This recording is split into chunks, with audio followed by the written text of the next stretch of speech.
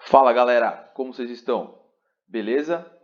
Seja bem-vindo a mais um vídeo do canal. Hoje eu vou tratar com vocês sobre o agravo de instrumento. Vou explicar para vocês como que é a estruturação da peça do agravo de instrumento, explicar passo a passo como se faz um agravo de instrumento, tá bom? Então fica comigo no vídeo até o final, já dá um like nesse vídeo, comenta aí, compartilha com seus amigos e fica com a gente até o final, que no final eu vou dar um bônus para vocês aqui de um material muito legal para você aperfeiçoar na sua confecção da sua peça. Tudo bem? Muito bem, vamos lá então, direto ao conteúdo. Bom, hoje o que eu separei para vocês aqui? Eu separei o recurso de agravo de instrumento. O agravo de instrumento, todo mundo já sabe que ele é o recurso cabível contra as decisões interlocutórias que são proferidas no processo de primeiro grau e que estão previstas no artigo 1015 do Código de Processo Civil. Como vocês podem ver aqui, o 1015 tem um rol de hipóteses e dessas hipóteses aqui, a parte poderá interpor o agravo de instrumento caso se sinta prejudicada por essas decisões. Muito bem, mas esse recurso é um recurso bastante complexo, tem alguns detalhes, não é tão simples, então eu separei aqui uma estrutura para a gente ver. Pois bem, o artigo 1015 prevê as hipóteses de cabimento de tutela de agravo de instrumento e o agravo de instrumento está previsto entre o artigo 1015 e o artigo 1020 do Código de Processo Civil. Pois bem, vamos aqui à nossa estruturação da peça. A peça começa, todo mundo sabe, com o endereçamento.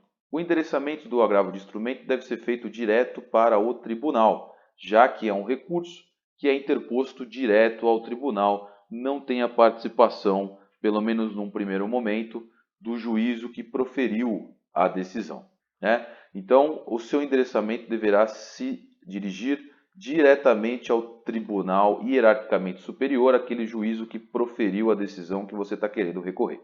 Então faça aqui o seu endereçamento para o tribunal. Muito bem. Logo depois você vai precisar qualificar as partes. Então qualificando as partes aqui, trazer o nome do seu agravante, dizer qual é o nome da ação em que você está tirando aquele recurso, trazer o nome do agravado, da parte contrária. Você pode qualificar especificamente ou não, dizer que já está qualificado nos autos de origem, trazer o fundamento do seu recurso de agravo. Nesse caso específico aqui, que eu separei para vocês, a gente está tratando da interposição do agravo com fundamento no artigo 1015, inciso 1. Se a gente voltar aqui, a gente vai ver que o artigo 1015, inciso 1, diz que o agravo de instrumento pode ser interposto contra as decisões que versem sobre tutela provisória. Então, contra decisões que versem tutela provisória, o artigo 1015 permite a recorribilidade imediata por meio do agravo de instrumento. Então, nesse caso aqui que nós vamos analisar hoje, trata-se então de uma decisão que indeferiu a tutela provisória. Muito bem, trazendo então o seu fundamento do seu recurso, faz remissões às folhas que você está querendo recorrer e termina aqui o seu parágrafo de qualificação. Muito bem, feito essa primeira parte do seu recurso, você precisa cumprir algumas formalidades que a legislação impõe. Qual que é a primeira formalidade? A primeira formalidade é aquela que está lá no artigo 1017 do Código. Vamos voltar aqui, ó. Olha o que o artigo 1017 fala. O artigo 1017 fala que o agravante vai ter que juntar obrigatoriamente no seu agravo as cópias da petição inicial, cópias da contestação, da petição que ensejou a decisão agravada, da própria decisão agravada, da certidão da respectiva intimação ou outro documento que comprove a tempestividade e as procurações tanto dos advogados do agravante, que é o seu caso, quanto dos advogados do agravado. E no inciso 3º ele fala aqui, olha, facultativamente com outras peças que o agravante reputar úteis, ou seja, outras peças que você achar que é interessante para o juiz analisar o seu pedido recursal. E o inciso 2 aqui, aproveitando, ele fala para a gente que caso alguma dessas peças obrigatórias não estejam no processo, como por exemplo, a contestação. Imaginem vocês que você está recorrendo de uma decisão que versou sobre tutela provisória, mas que foi proferida antes da citação do réu. Se ela foi proferida antes da citação do réu, não vai ter contestação ainda no seu processo e você vai deixar de juntar uma petição que a legislação reputa como obrigatória. Se você estiver diante dessa situação, você precisa juntar uma declaração de inexistência desse documento. Tá certo? Ótimo. Mas sempre lembrando que o artigo 1017, essa obrigatoriedade de juntar as peças facultativas e as peças obrigatórias, elas não se aplicam ao processo eletrônico, né? Mas se você quiser ser diligente, mesmo no processo eletrônico, juntar as peças obrigatórias e as facultativas, não há nenhum prejuízo. Vejam só como diz o parágrafo 5º. Sendo eletrônicos os autos, dispensa-se as peças referidas no inciso 1 e 2 do caput, facultando-se ao agravante anexar outros documentos que entender úteis para a compreensão da controvérsia. Ou seja, a obrigatoriedade de peças obrigatórias não é necessária no processo eletrônico. Mas, como eu sempre falo nas aulas de prática que a gente costuma ministrar, eu recomendo aos meus alunos que sempre façam essa juntada de peças obrigatórias para que não haja nenhum problema de admissibilidade no tribunal. Muito bem. Então, o primeiro requisito aqui que nós vamos cumprir na nossa peça é a juntada, né? A juntada das cópias das peças obrigatórias e facultativas. Então, nós fazemos aqui um parágrafo fazendo remissão a essa necessidade, informando então que nós estamos juntando as nossas peças. Você tem duas possibilidades.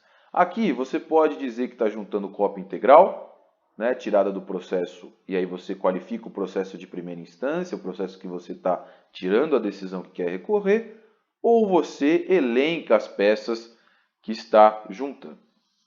Eu sempre gosto de juntar, se obviamente for possível, juntar a cópia integral e também elencar as peças, porque eu acho que é muito importante que você deixe o seu recurso de fácil manejo, ou seja, o seu recurso tem que ser claro, o seu recurso tem que ajudar o julgador a achar eventuais peças que ele precisa encontrar no processo. Então eu sempre vejo com bons olhos a gente fazer essa relação aqui de peças. Então eu trago para vocês aqui um modelo em que você elenca a peça obrigatória, veja que cópia da petição inicial é uma peça obrigatória, e faz remissão aqui às folhas dos autos originários. A mesma coisa com as demais peças obrigatórias. Cópia da contestação, cópia da petição que ensejou a decisão agravada, enfim, você vai elencando aqui todas as peças obrigatórias e fazendo remissão aqui às folhas em que elas estão no processo originário. Certo? Muito bem.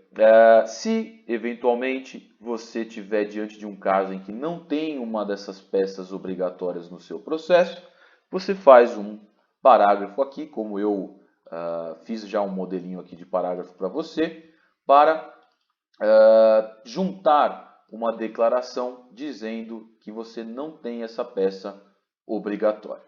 Certo? No final do vídeo, fica comigo até o final aqui que eu vou te mostrar um modelo dessa declaração. Fiz também para você aqui, para você conseguir usar nos seus casos. Muito bem, cumprida essa primeira exigência, vamos passar para a segunda exigência. Vejam que essa exigência está aqui no artigo 1017. Mas o artigo 1016 também traz para a gente aqui alguns requisitos que a sua peça tem que ter. Então vejam que esse primeiro a gente já cumpriu lá em cima e vamos seguir cumprindo ele aqui. O segundo ponto que eu quero mostrar para vocês diz respeito ao artigo 1016, inciso 4, que fala que o agravante precisa indicar o nome e o endereço completo dos advogados que estão constantes nos autos. Pessoal, essa exigência ela tem uma razão de ser. Por quê?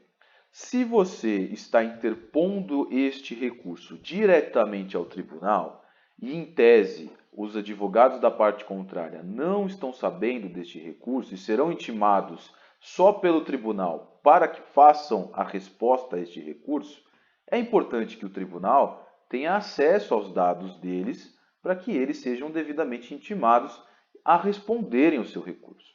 Por isso que o artigo 1016 fala aqui, ó, a sua peça terá que ter os seguintes requisitos. Inciso 4, o nome e o endereço completo dos advogados constantes do processo. Então, vamos cumprir esse requisito. Abre um item aqui na sua peça e fala que você vai indicar. Então, atendendo o disposto do artigo 1016, o agravante informa os nomes e os endereços completos dos advogados. E informa aqui o agravante e o agravado. Diz o nome, a OAB e o endereço profissional dos agravados que estão na procuração.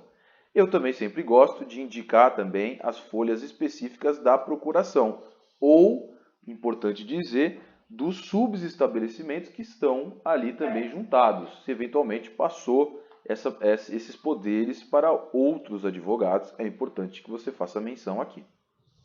Beleza? Ótimo. Um terceiro ponto aqui que eu também quero chamar a atenção de vocês é a indicação do preparo e, eventualmente, do porte de remessa e retorno.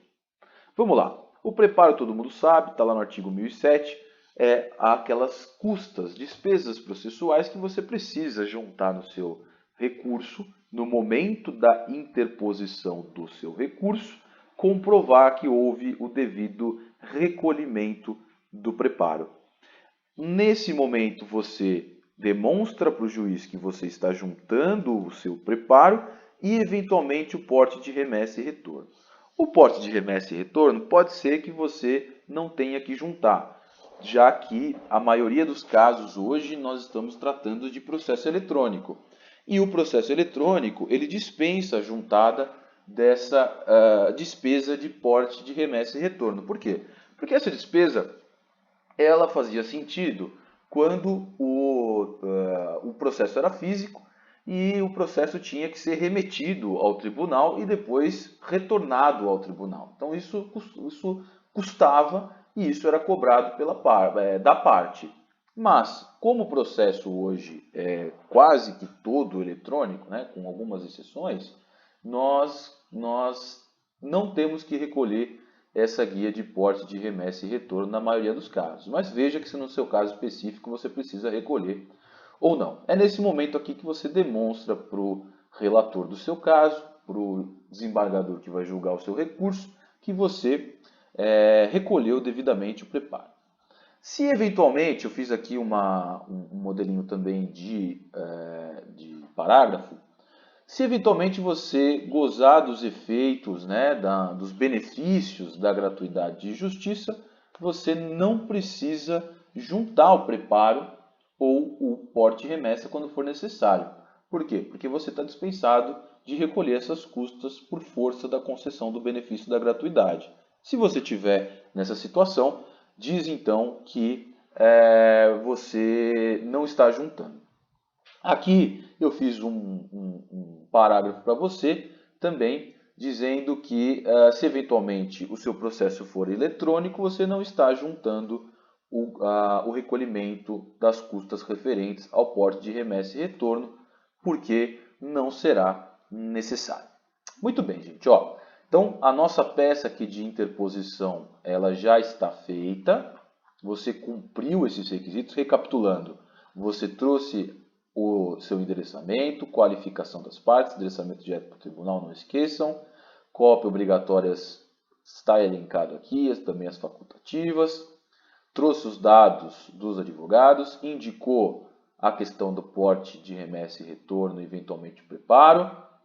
E, ao final, você data e assina. Muito bem, essa é a nossa peça de interposição. Dada a peça de interposição, você começa então a elaborar as suas razões recursais, que é aquele momento da peça em que você vai trazer para o relator os argumentos pelos quais você entende que aquela decisão deve ser reformada ou anulada. Muito bem.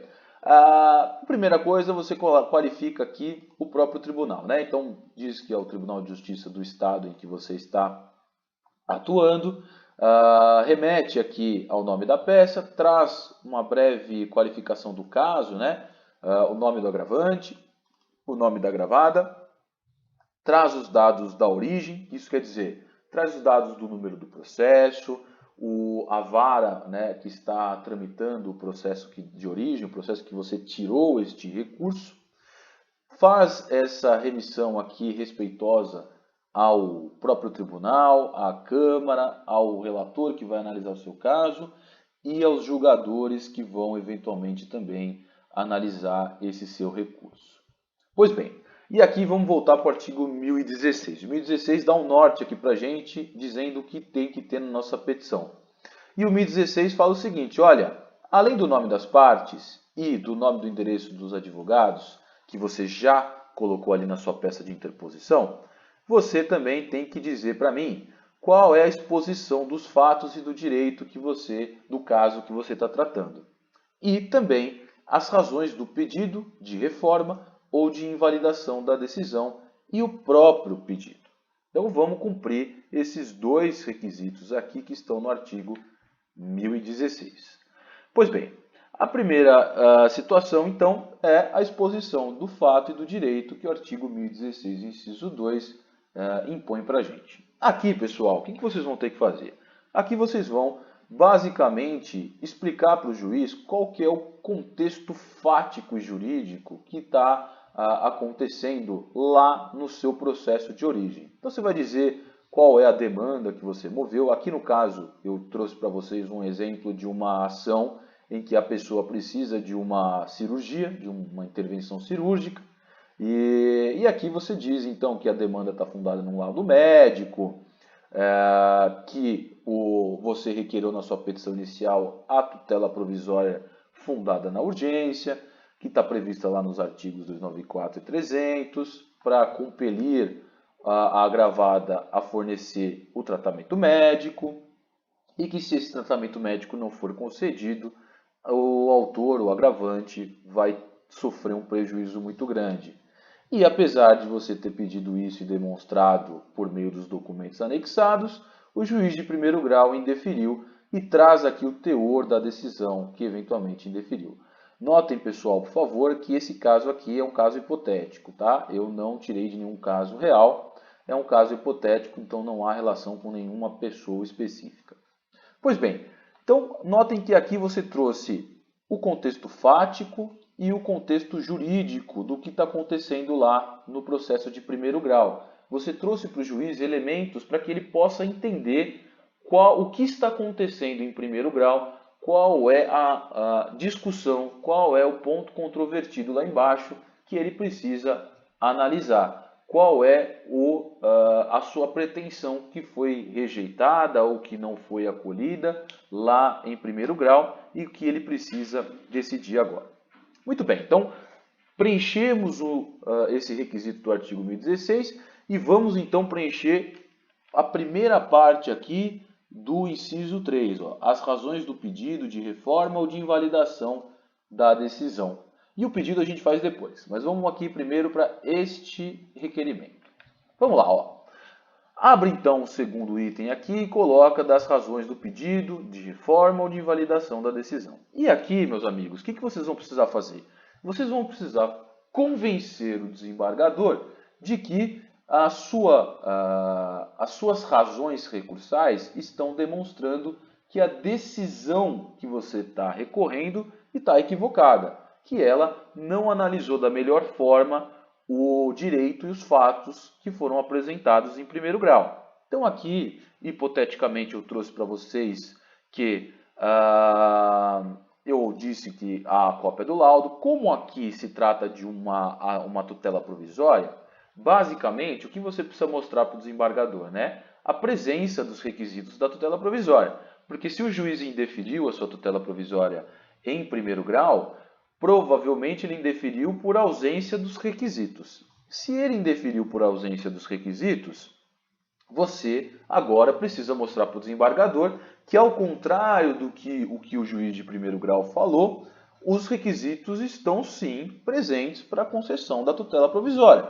Então aqui, hipoteticamente, eu trouxe e disse, olha, excelência, primeiro, primeiro requisito da probabilidade do direito está aqui, tem um laudo médico, né? Tem um contrato de prestação de serviços médicos que diz que ele precisa de intervenção cirúrgica. Traz também, isso é bastante importante, se você tiver uma sustentação em decisões dos tribunais, preferencialmente dos tribunais superiores, né, que nós sabemos que tem uma força vinculante maior. Então, traga aqui, se eventualmente você achar decisões no mesmo sentido da sua pretensão recursal, mostre para o desembargador que o que você quer está em consonância com aquilo que os tribunais estão entendendo. Por outro lado, você trata do segundo requisito da tutela provisória, diz que há um perigo de dano, necessariamente você precisa desse tratamento agora. Igualmente, se tiver algum julgado que dê força, né, no mesmo sentido da sua pretensão recursal, você faz esse pedido, traz esse julgado, né? Muito bem. E, ao final, você traz toda a sua argumentação e diz que estão presentes todos os requisitos que autorizam a concessão da tutela provisória. Pois bem, dado isso, vejam que você trouxe o contexto fático e jurídico do que está acontecendo em primeiro grau e trouxe também para o juiz as razões pelas quais você acha que aquela decisão deve ser reformada no nosso caso, né? Ou reformada ou invalidada. Num terceiro momento aqui, você vai cumprir aquela segunda parte do inciso 3, que diz que você precisa trazer o próprio pedido.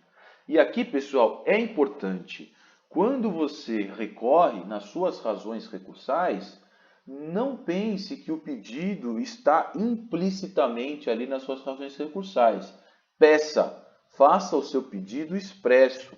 Não pense, não deixe que o juiz analise e tire uma conclusão das suas razões recursais, o que você está querendo pedir. Faça o pedido expresso. E é aqui, nesse momento aqui, que você vai fazer o seu pedido expresso. Então, no primeiro momento, nesse capítulo do pedido, você pede para o agravado ser intimado, porque, lembrem, ele não participou até agora do seu recurso, você recorreu diretamente para o tribunal e o agravado ainda não participou do seu recurso. Então, peça para que ele seja intimado para responder o seu recurso e aí você desenvolveu o contraditório aqui nesse recurso.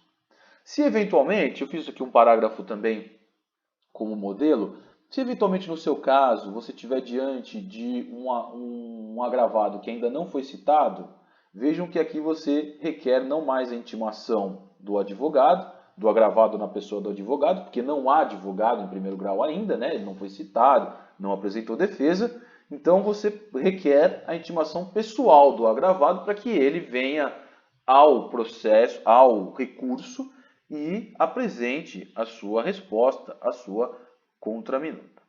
E ao final aqui você pede para o juiz o que efetivamente você quer. Você quer então que o seu recurso seja conhecido, provido na sua totalidade e reforme a decisão nos termos da fundamentação que está nessa peça recursal e reforma a decisão de primeiro grau e para conceder a tutela provisória que você está requerendo no processo.